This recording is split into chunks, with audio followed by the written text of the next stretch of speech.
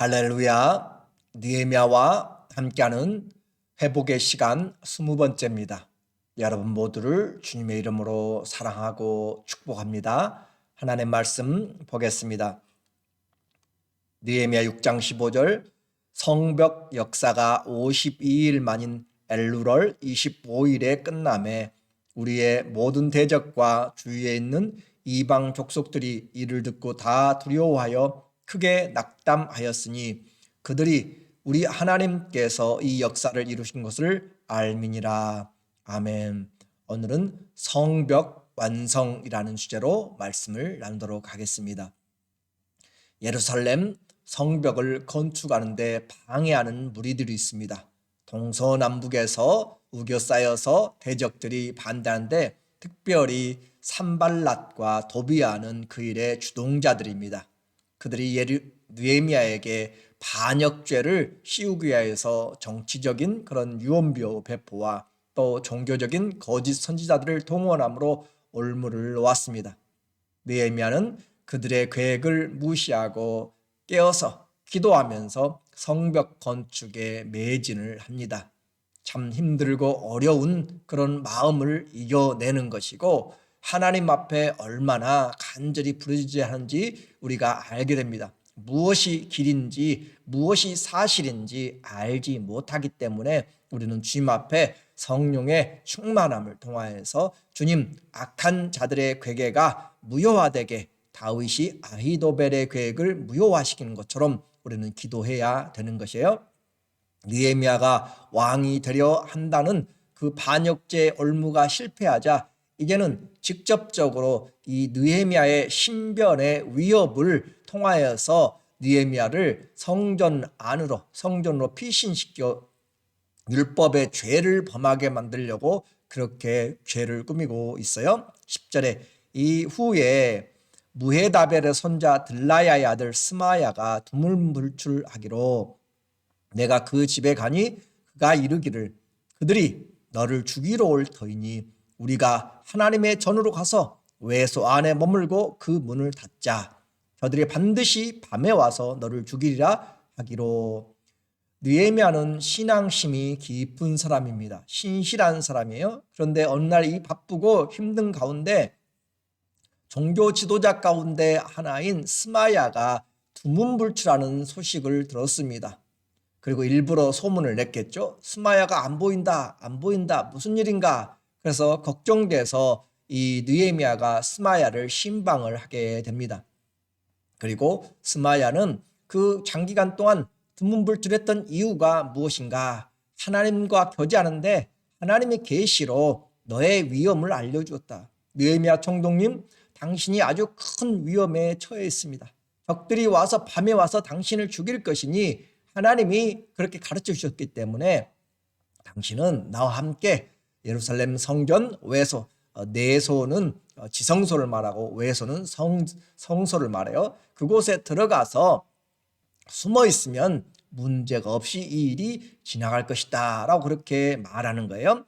그래서 그렇게 예언을 하면서 이 신방은 이 느헤미야에게 자신이 이와 같이 자기를 돕고 싶다라고 이야기하는 것이죠. 신앙을 가장한 속임수입니다. 느헤미야는 자신의 생명을 지키기 위해서 하나님의 법을 어기려고 하지 않습니다. 그래서 하나님의 말씀대로 나는 내가 내 생명을 위해서 내 생명을 위해서 하나님의 법을 어기지 않겠다라고 했는데 그것이 오히려 자기의 생명을 살리는 길이었어요. 11절에 내가 이르기를 나 같은 자가 어찌 도망하며 나 같은 몸이면 누가 난 제사장도 아닌데 그 말이에요. 나 같은 몸이면 누가 외소에 들어가서 생명을 보존하겠느냐. 나는 들어가지 않겠노라 하고 깨달은즉 그는 하나님께서 보내신 바가 아니라 도비아와 산발랏에게 뇌물을 받고 내게 이런 예언을 함이라. 참 위험한 세대입니다. 하나님 앞에서 거짓 예언을 하는 사람들이 수두룩이 많이 있습니다.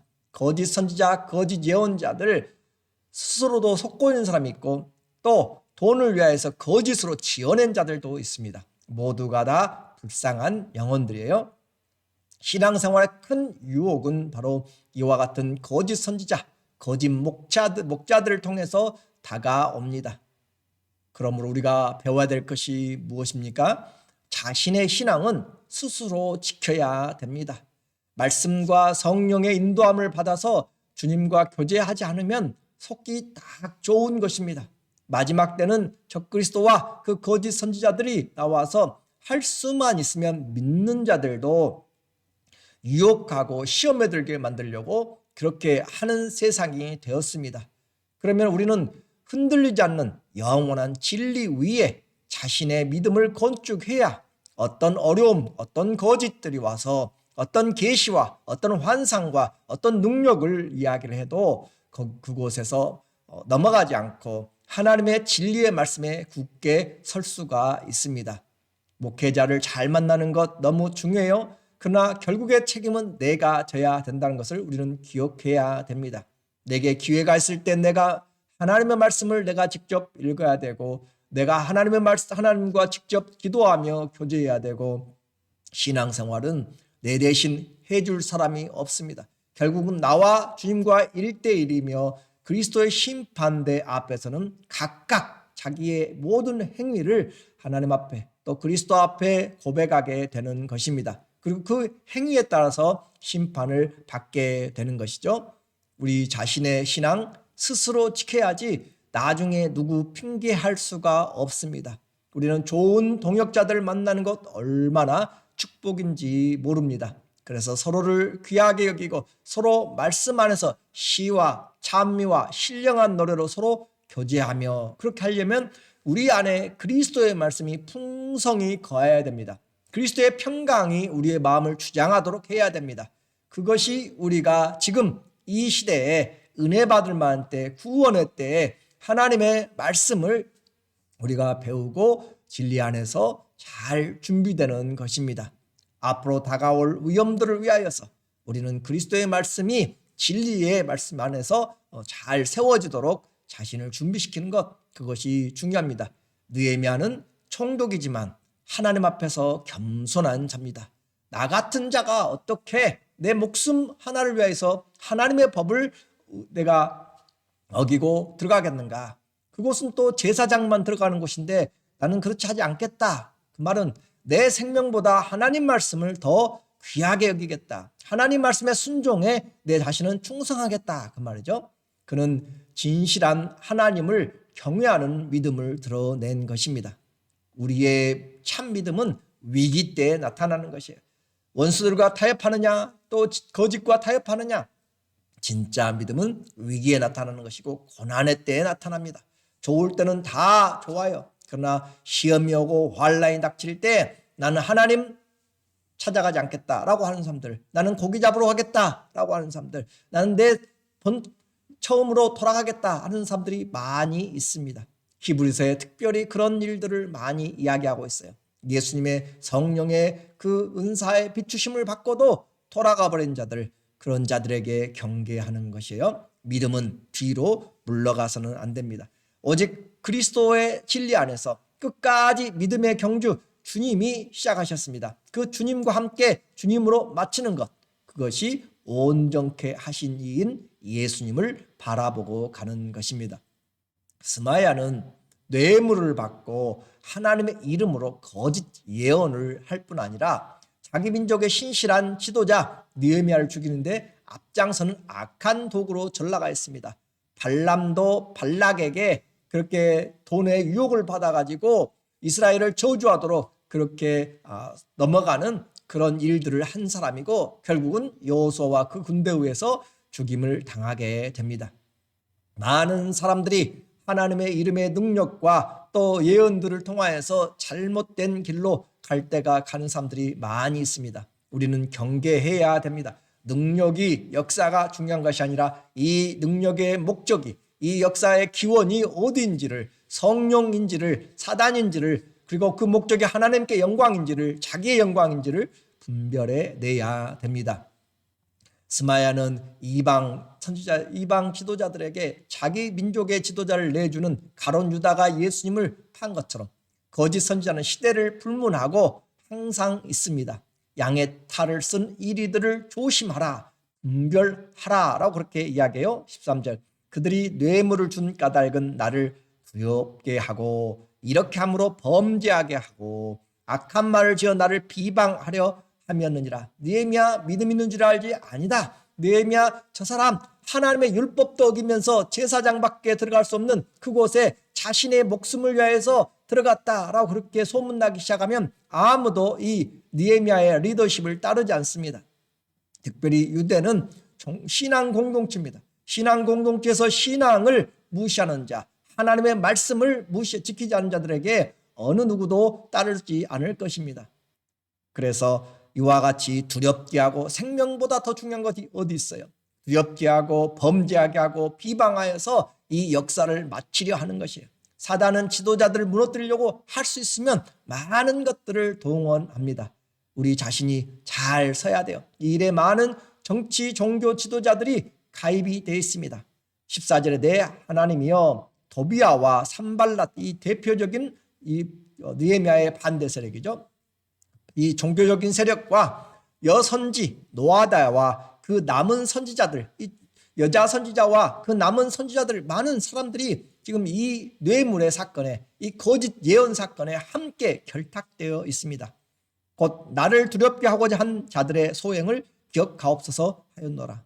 참 어렵고 힘든 시대에 열심히 신앙으로 지금 부응하고 세워나갈 때 사단은 이와 같이 종교계까지 들어와서 교회까지 들어와서 지도자들까지 들어와서 교회를 무너뜨리려고 하는 것입니다. 오늘 우리가 깨어있지 않으면 언제 나도 모르게 속아서 그렇게 그 사단은 광명한 천사로도 변장하고 나타나게 됩니다. 우리는 보이는 현상보다 진리의 말씀을 잘 알고 그 진리의 터 위에 서야 되는 것이에요. 드디어 이와 같은 어려움들을 이겨내고 하나님을 경외하는 이것으로 하나님 앞에 간절히 기도하면서 악한 괴계들을 이겨내고 52일 만에 성벽의 공사가 완성이 되었습니다. 성벽 역사가 52일 만인 엘루월 25일에 끝남에 우리의 모든 대적과 주위에 있는 이방 족속들이 이를 듣고 다 두려워하여 크게 낙담하였으니 그들이 우리 하나님께서 이 역사를 이루신 것을 알미니라. 하나님 앞에 시작된 것 하나님이 마치셨습니다. 150년 동안이나 폐허 상태로 남겨져 있던 성벽이 52일 만에 기적같이 복구가 되었습니다. 이건 사람의 일이 아니라 하나님의 도심이었음을 말하고 있습니다. 물론 우리가 하나님의 은혜 안에서 일하게 된 것이죠. 하나님은 사람들은 가만히 있고 건축을 자동으로 막 세워나가는 것이 아니에요. 우리의 헌신, 우리의 사랑, 우리의 믿음, 수고와 땀을 통하여서 기도를 통하여서 하나님께서 해나가십니다.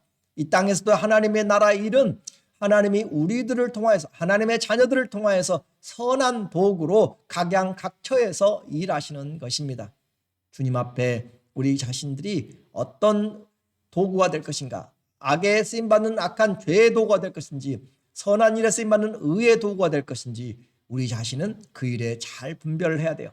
모든 어려움 또 모든 두려움 모든 부족한 상황에서도 한 손엔 칼을 들고 한 손엔 벽돌을 들고 그들이 건축하고 완성한 성벽입니다. 이 성벽은 우리의 신앙을 이야기합니다. 우리의 영적인 신앙도 이와 같이 무너진 것도 일어서야 되는 것이, 교회도 다시 일어서야 되는 것이에요. 우리의 헌신도 세워져야 되는 것이고 하나님의 사랑도 다시 세워져야 되는 것이고 소망도 다시 일으켜 세워져야 됩니다. 함께 동시다발적으로 믿음 안에서 소망 안에서 사랑 안에서 섬김 안에서 양육하면서 함께 일어서야 되는 것이에요. 우리가 두려워야 될 것은 사람들이 아닙니다. 오직 크신 하나님을 두려워하라. 하나님을 두려워하면 우리는 그분 앞에서 올바른 길을 갈 수가 있습니다. 생명보다도 주님의 말씀을 더 소중하게 여김으로 느헤미야는 하나님께 말씀 앞에 자신을 순종하였더니 생명이 보존이 되었습니다.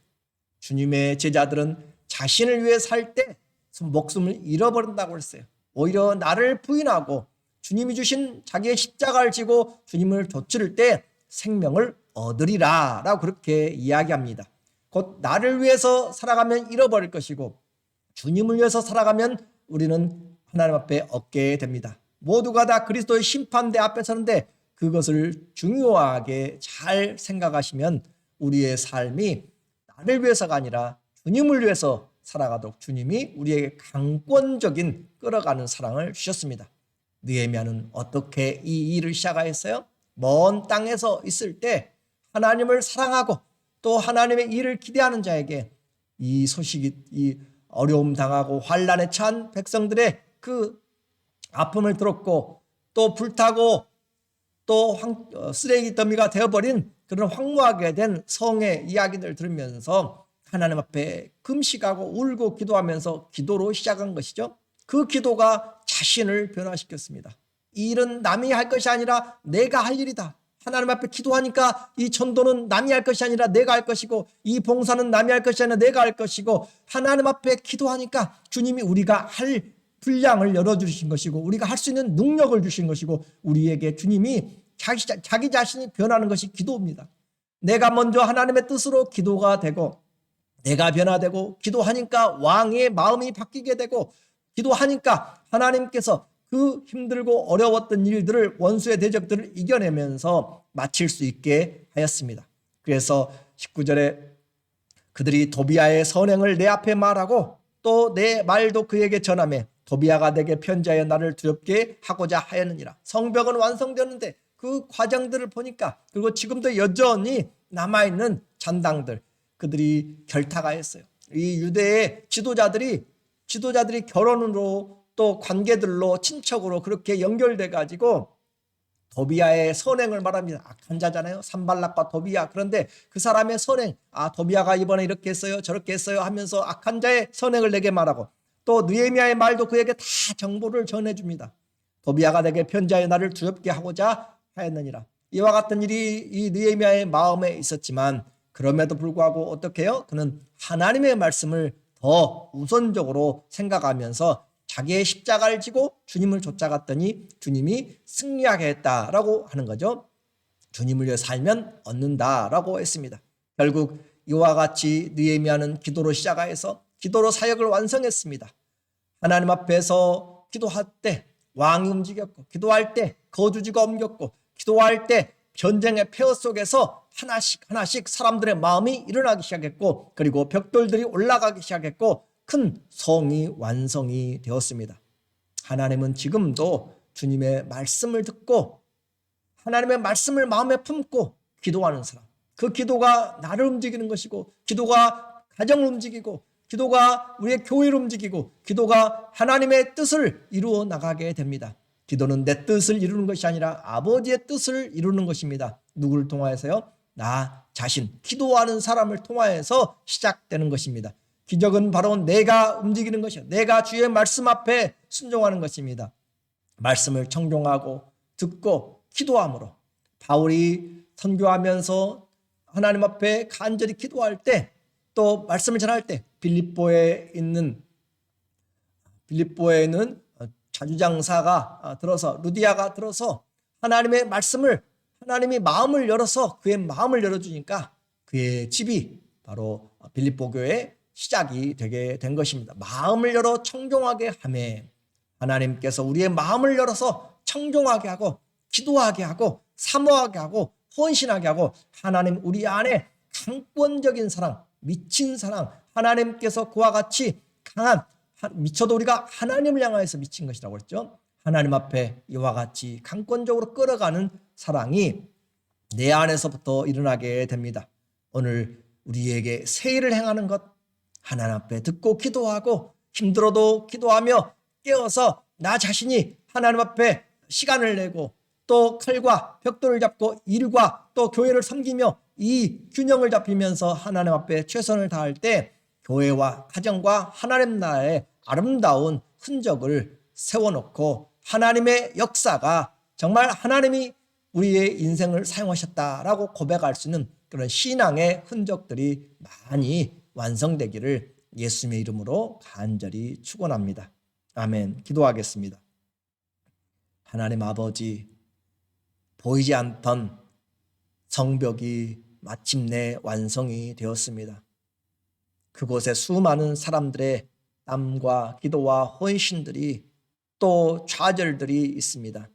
우리 주님, 우리의 인생에도 무너져버린 신앙을 세우고 이 시대에 하나님의 교회를 다시 일으켜 세우며 하나님의 영광을, 나라를 위하여서 다시 일어날 수 있는 사람들 기도로 시작합니다. 말씀을 들음으로 순종하는, 청종하는 마음을 열어주시고, 기도할 때 내가 변하고, 기도할 때 교회가 움직이고, 기도할 때 가정과 자녀들이 움직입니다. 주님, 우리에게 주님을 사랑하는 마음을 주시고 주님의 강권적인 은혜가 오늘 우리를 새롭게 하여 주셔서 우리에게 주어진 인생 헛되지 아니하며 사명을 잘 감당하며 이 시대의 복음의 파수꾼으로, 복음의 전달자들로 하나님께서 세워주셔서 큰 일들을 행하여 주시옵소서. 우리의 인생 주님이 사용하여 주셔서 모든 어둠의 세력, 반대 세력들을 이겨내며 주님께 영광이 되는 그런 아름다운